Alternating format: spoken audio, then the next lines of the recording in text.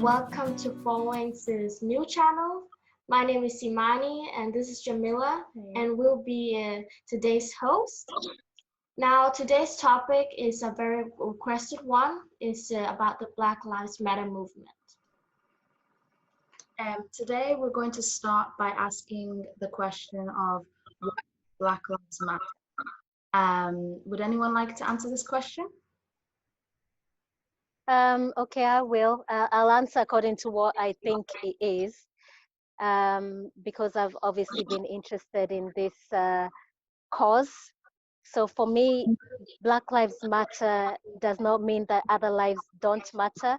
It's just a response to the disproportionate injustice that Black people in the United States, in the UK and other Western countries face in proportion to other minority groups. So it's sort of a bringing attention to that issue, like you would if, for example, elephants being killed disproportionately to other animals. So it's not that the other animals don't matter, and it's not that other lives don't matter. It's just to bring attention to this issue with the disproportionate injustice against Black people. That's exactly right, which is really good to make people understand why the Black Lives Matter movement is not just dismissing other people's lives. It's basically saying we need to focus on the least valued life, basically Black lives. So could you also explain that? I'm actually personally very happy that we're having this topic today. And this movement becomes such a huge thing because for a long time, Black people have not really told what the experience are. Now we got the opportunity to tell people that this is not just some myth, that racism doesn't exist. It does exist and it's here today. I agree with everything Imani has said. It's a perfect, it's been put in good words how we want to get our opinions across and also our experiences, like Imani said. So I'm going to say how it started, so because some people here might not know. It started in 2013 when 3 Black women came together after Trayvon Martin's murderer, George, they decided to start the movement, #Black Lives Matter. This was basically them realizing that Black lives don't matter, and the fact that has gotten away with it just by what he said and not a witness or any actual evidence. It just shows how we are treated in societies. That's how the movement started. And recently, you probably already heard about George Floyd, a Black American man who was unjustly killed by a cop, where they put his knee, the white cop put his knee on his neck more than 9 minutes, where he ended up dying. This death, it's obviously not the first, but it was videotaped for the world to see that police brutality is not a myth. This is still a thing even today. And it's kind of lit a spark to this movement, which led to so many other people who was killed and now is shown on video, like a woman called Breonna Taylor, who you have also heard about, who was also recently killed by cops just because of the color of her skin. So we will go to the first question, and if you like to answer, just raise your hands up and then we'll say your name. The first one is, how do you think that Black people are portrayed in the society? Who would like to answer that or say their opinion about it? Okay, Marie-Claire? Yeah, how do I think Black people are portrayed? I mean, I can give an example because I got a chance to live in different areas in the UK. And for example, I can say that in London, I mean, it's a multicultural city. There's quite a lot of people that actually you see the way they portrayed, but when you come outside London, then that's how you started seeing racism. And that's my view, comparing it to how I've been portrayed. I'm a Black African, and I can tell that from my experience. So, and for example, even in work, I had experience where I worked so hard to be where I am, and the people always say, "Oh, how did she get there? She hard." People always think, they used other way to be where they are, and for me, I think can show how people are portrayed Black, especially women. I mean, I can go into far, but even uni, for example, I can count how many Black women or Black people in my uni. So that's an example of as well that, I mean, I have to be very careful. I'm not accusing anyone, but I'm talking from my experience that 100% Black people are not portrayed as white people. That's my view from different reasons. It's like a stereotype. They It is a stereotype, yeah.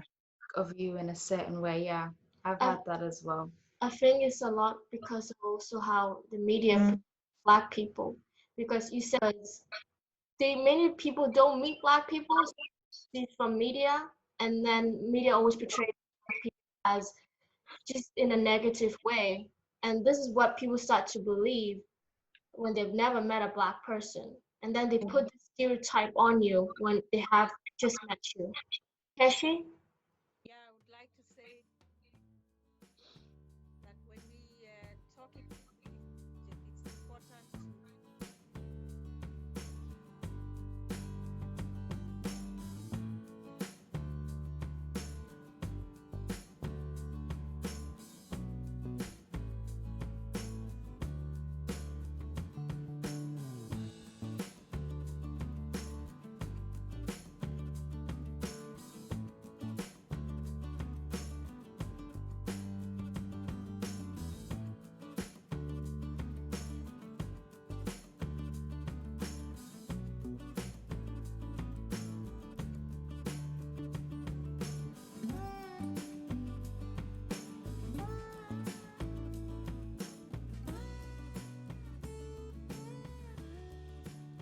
Yeah, that's, I think, one of the things that people get to talk about. That's why everyone's starting to talk about it now. We're starting to educate others on what the different types of racism, because there's also the microaggressions in schools that always people making jokes and then saying, oh, it's a joke, not making jokes, being racist and then saying it's a joke.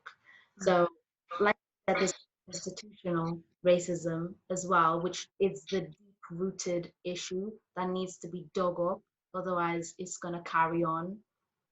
So I saw Shiro's hand up before. You want to say? Yeah. Yeah, I had the opportunity of working for an international organization, a US-based organization for 12 years. And that's when I really saw how Black people are seen and portrayed, because they see Africans as not, let's say, less intelligent. They think we are not good organizers, we are not good leaders. So you find that if you're in an institution like that, all the positions of leadership are taken up by the Western people from the West.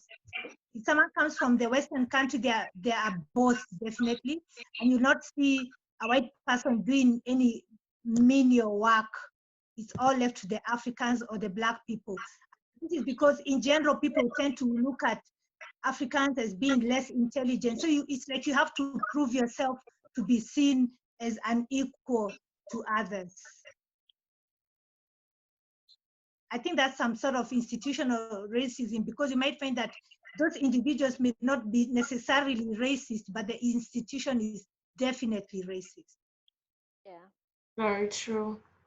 And you're definitely right about how people in Africa trade a lot, because I have had people talk badly about Africa to me, about my Black heritage, thinking that it's funny and come across as a joke, as we said, microaggression. If you overreact, if you say something and you call them out, they're like, you're overreacting, or it's just a joke. So I definitely agree about the whole with how Africans are portrayed as less intelligent, even though they were colonized not so long ago.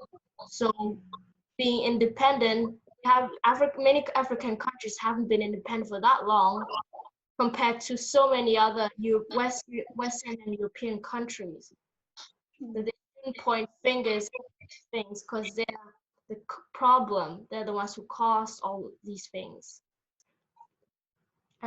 Josie, yeah, you wanted to say something? Thank you. I would like to add to what Shiro has just said. Actually, I realized that when I started my charity, how white people respond to when it comes to support our work. They think that Black people cannot run organizations as like the way they run them. So I have realized that, and it made me, it encouraged me to work even more harder and to show, not to prove them. If I say proving, then it will be like not trusting what we do, but to show them that we also run, we can lead, we can do what they think we cannot do.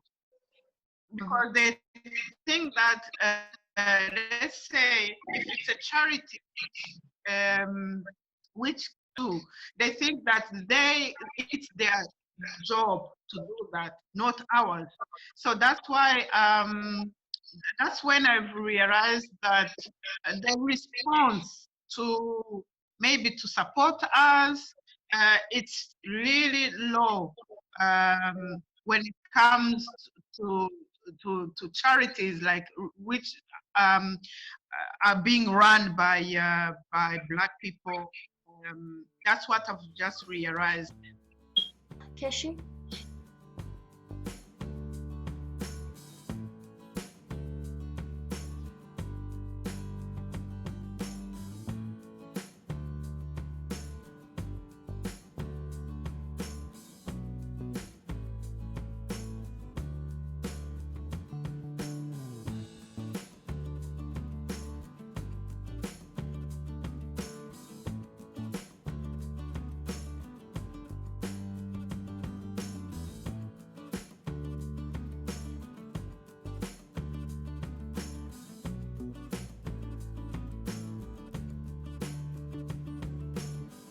Yeah, I agree with that point actually. I also think that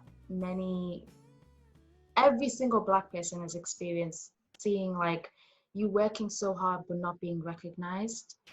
And I think that's important as well for mental health as well for Black people, always being put at the bottom and then having to work even harder and putting themselves under stress. Before I saw Ciiku had her hand up to say something after Josie. I just wanted to just reiterate what actually Keshi, Shiro, and Jose have said. I think most of these issues on an individual level, they stem from the institutional racism, because most issues at the ground level come from top down. So depending on how the top handles certain issues, then it will trickle down to the ground level. So I really think that the issue really we need to be fighting against, and what Black Lives Matter is fighting for, is really not the individual racism we meet on a day-to-day basis. And I'm sure we all agree that we're so used to it that is not as disconcerting as actually seeing somebody with a power like a policeman taking the life of a Black person. So I think what we need to be bringing attention to is the institutions that facilitate and enable this racism on the ground level. Because I think if institutions took a stand and showed this is not right, we need to start recognizing Black people for their worth. So people getting jobs on their worth, because there are many intelligent people who do not really get a chance because they're judged on stereotypical views. So this is all down to institutional racism. Thanks for your comments, Ciiku. Now I can see Kiriko has a hands up. Yeah, I have to agree with what everybody said, because it really has to start from the top. Also, as Ciiku says, because we can see, for example, what has happened in the United States, where they have a president who's obviously a racist. And now all of a sudden we have examples of people going amok, people acting so wrong, but they don't care because they have the people at the top condoning it. And it's true that it really has to start from the top people to show an example, set an example to the people below them that racism will not be tolerated. And I'm also thinking we also as individuals, we will not and should not tolerate it.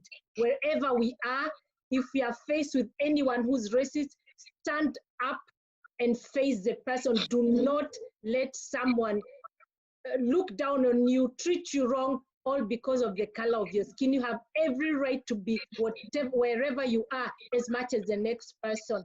So as much as, first of all, most of all, we have to look up to the people at the top to change it, to say to the ones below. But personally, we have to stand up and not allow it. We have to walk with our heads up and not allow anyone to treat us any less. Exactly. Thanks for saying that, Kiriko. Now we can see where this topic and what we can do to change this and how the world can do to change. So, one would like to say something about it? Maggie? No, I just wanted to add, like they said that racism starts with the constitutional racism, but where does that constitution start from? It starts from the family. Individual. When the child is born, that child does not know anything about color, about tribe, about ethnic. So it has been fed. So these politicians, people like Trump, they do it for their gain, political gain, not knowing they're poisoning the whole world and leaving the whole world to die. So it, in this case, we need to. Now, I was thinking one basic problem really is, let's say, poverty, because I believe there is no, or rather poverty robs you of your dignity. And you'll find that Black people in most countries are right at the bottom of the socio-economic classes. So when you don't have, when you're not economically empowered, you also don't have a voice.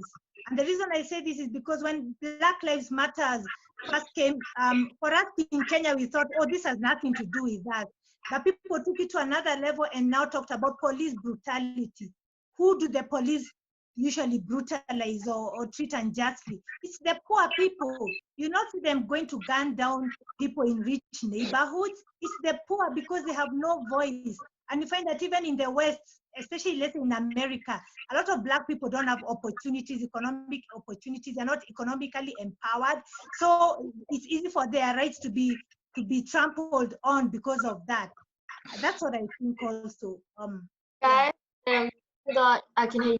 Want something? Let's go to Mary Claire. Raising her hands a lot. Yeah, I'm so glad, first of all, because I think I'm touching of what Maggie said, that you know, the education has, you know, started from the family, and I'm glad you young girls are presenting this topic, And adding to what Maggie said, I think I had a conversation with different people lately that actually the education, you know, when you go to primary schools and whatever schools you go through here, you never learn about Black history. And it's important, the family, the education started from the family, and also it started from the schools here. Because if we started teaching, you know, if they see what the Black people have been through, and probably those younger people will stop portray them as different as white. So you have to kind of willing, you know, putting everything you said, agree. You also have to, as a country where there is a crimes, you know, you need to be willing to start teaching people Black history and other minority history, so they know they learn. And also, I think it's for us to always teach our kids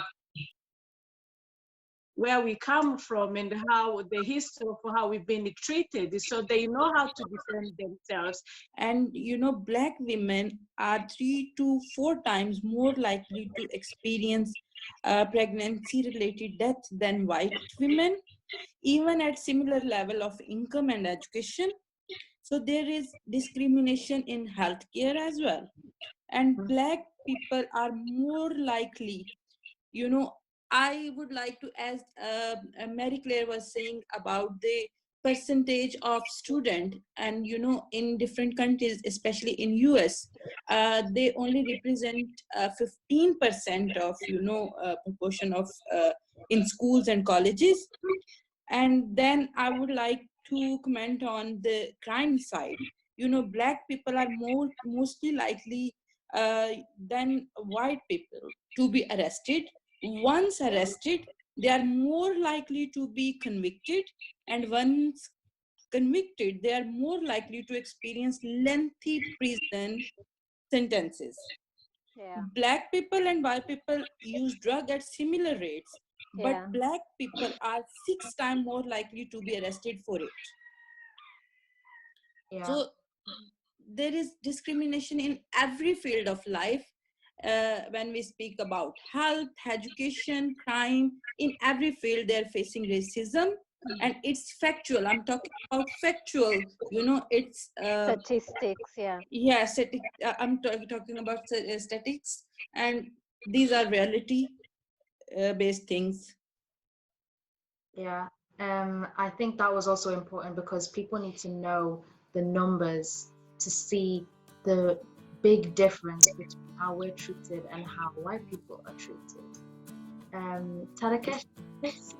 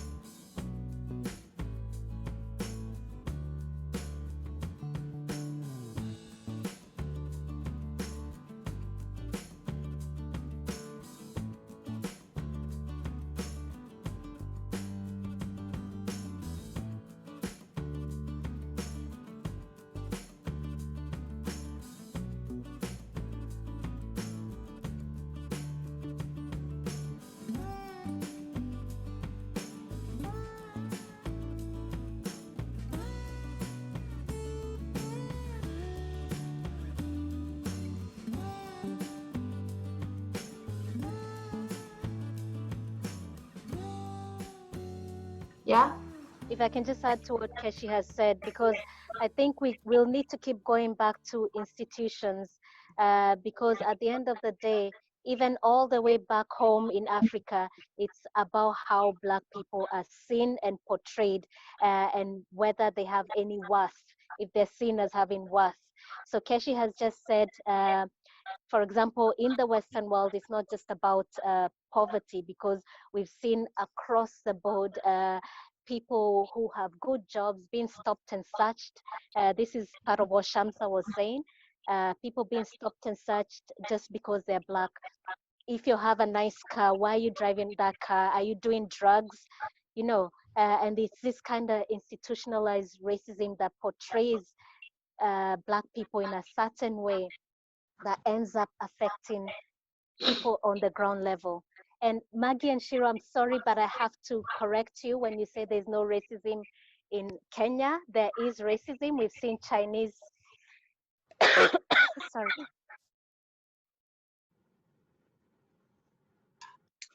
Shiko, Corona.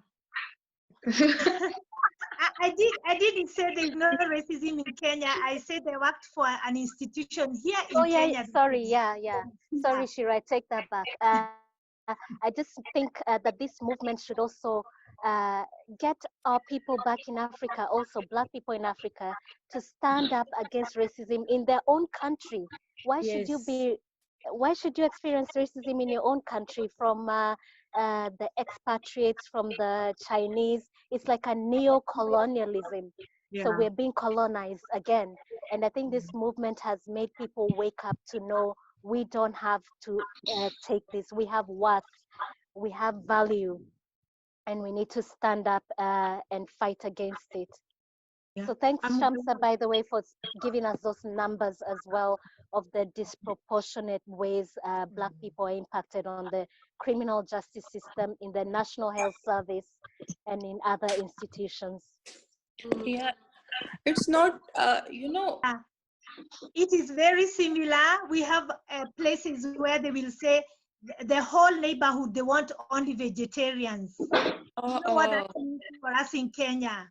It means no Africans, they only want people of Asian or Indian background in our own country. That is some sort of racism. But the problem is the government allows it.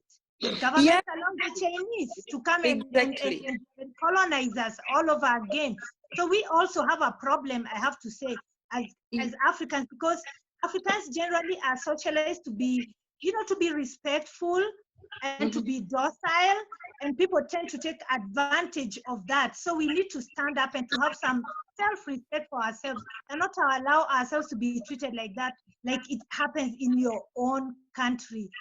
They can't, portray Africa that we can take anything and it's okay. We should be okay when it comes to emotional or mental well-being. And, we've seen even friends and work people, not thinking that you're not gonna get attached with, you're okay, you're a Black person, you can deal.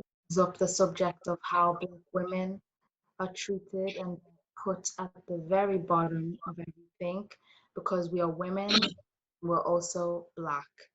So they see us as this strong Black woman, and saying it over and over again, like, oh, she's a queen, this, that, like we're able to just, everything that happens to us, we're meant to be okay just because we're a Black woman. And I think that's another form of racism, because it's like you're judging someone, and instead of trying to help them and figure out if they actually have an issue, you're just saying, oh, she's fine, like she's okay, she's a mother, she does everything, aggressive. Like they use that type of terminology for Black women as aggressive people and very too loud. I think that's kind of ends with how Black women are treated in society, even by Black men. So I think we also need to think about how Black females are also treated in society. I also think it's very interesting how something positive about Black people, in this case Black women, is first against us by saying, oh, you're very, when we say we're strong, it's like a way to say like we are strong, we're complimenting ourselves, but they turn it against and using that as an excuse for suffering, for Black women not being able to handle a lot of things, pain and whatever, even though we are just humans, just like everybody else. Another example I have for this mistreatment on like the priorities and who's Black, what Black Lives Matter, is Breonna Taylor's case, we had such an uproar for George Floyd, but now it's dying down because people have seen Black Lives Matter as a trend. They're not even trying to, put Breonna Taylor's killers in prison, and they're still walking free, and the hashtag is disappearing and everyone's going back to their normal lives, even though what we were trying to say with this new spark, is that everyone has to speak up, including white people. You can't just stand by when all of this stuff is happening. So I think it's not right that their case is not being. She was a young Black woman. She was in her home, and this officer just came into her house and just shot her While without she was sleeping. sleeping. Yeah. They didn't come in with any warrant or anything, just came into her house. And wasn't she an essential worker? Yeah, as well. Yeah, okay.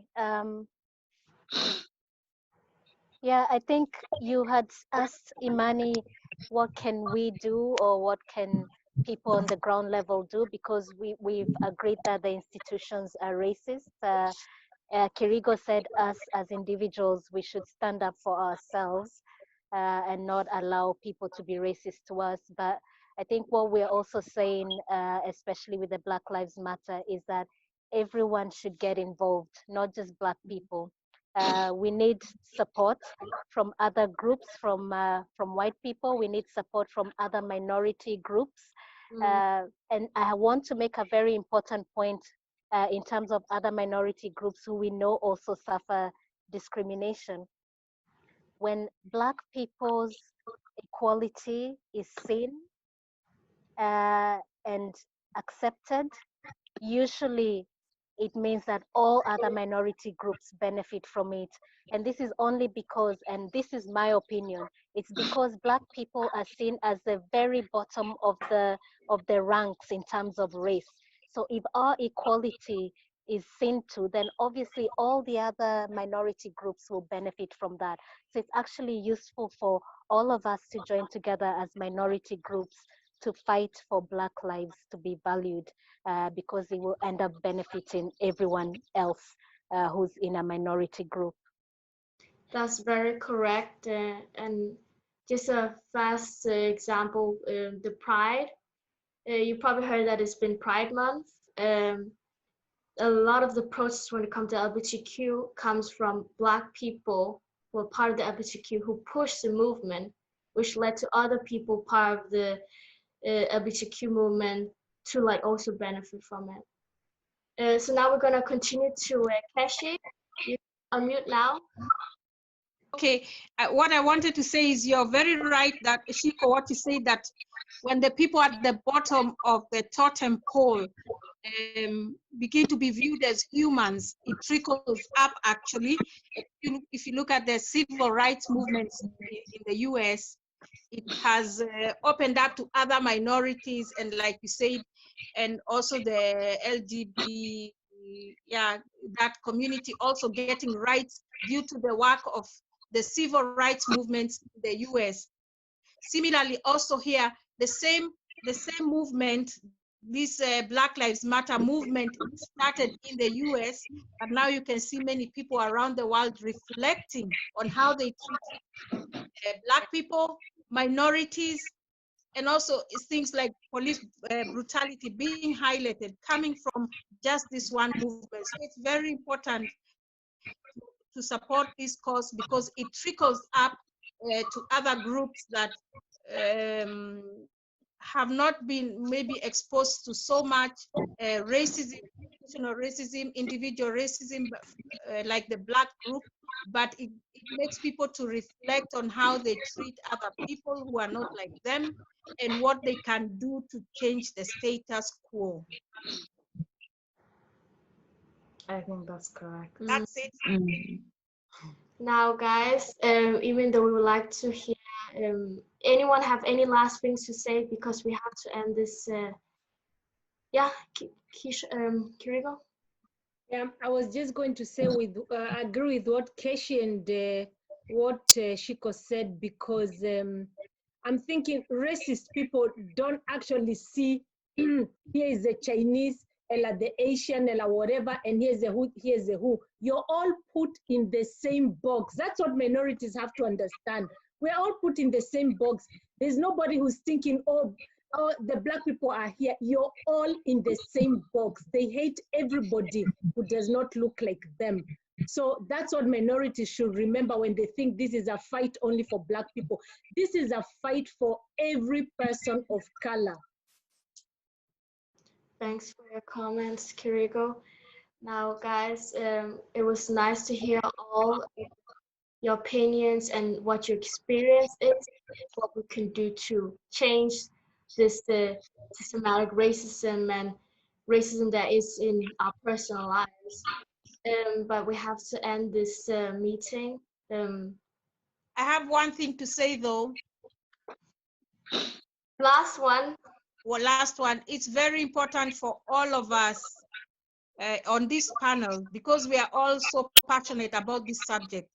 If we can all go back in history and look at the history of the people who are fighting to be treated as legal citizens in their country, and I mean the Black Americans in their own country, please go and read about the injustices they have faced, both individually and from institutions, so that we can fully understand. It's not just about police brutality in the US, it's about brutality, and it's about unfair treatment for hundreds of years. Then we'll really see why it's important to stand in solidarity with them. Yeah. Good point. I agree, Keshi. I agree.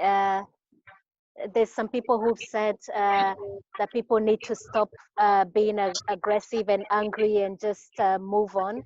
But we need to remember that we, especially I think everyone on this group, we haven't been part of a system of over 200 years that has put you down and what was the word? Brutality, not just against the body, but against also the mind and your mental health. And this is what Americans have been through. And also some Black British people who've been here for hundreds of years. They've experienced hundreds of years of racism. So it's important to understand where they're coming from, stand in solidarity with them, but also look at how we can change our own communities and our own countries and stand up for ourselves. Yeah, I think that's also important because we need to not differentiate, but we also need to prioritize the people who have been through this and experienced it even harder than all of us. And we need to support that and also help them out. That's why, even though we're also trying to sort out the racism throughout the world, we also need to focus on America, because that the level it's gotten to there is beyond anything some of us can even imagine on in our heads. The fact that you can go outside and just be going to a shop and then just get shot because that person is allowed to do that. They have the law behind them. So I would like to thank you everyone for joining today. I'd love to hear all your opinions. I hope we can do this, talk about this subject more in the future. I just want to say that next week we are going to be talking about outfit or color of the day and why did you pick it. I hope all of you guys can join, and I'd like to thank you today.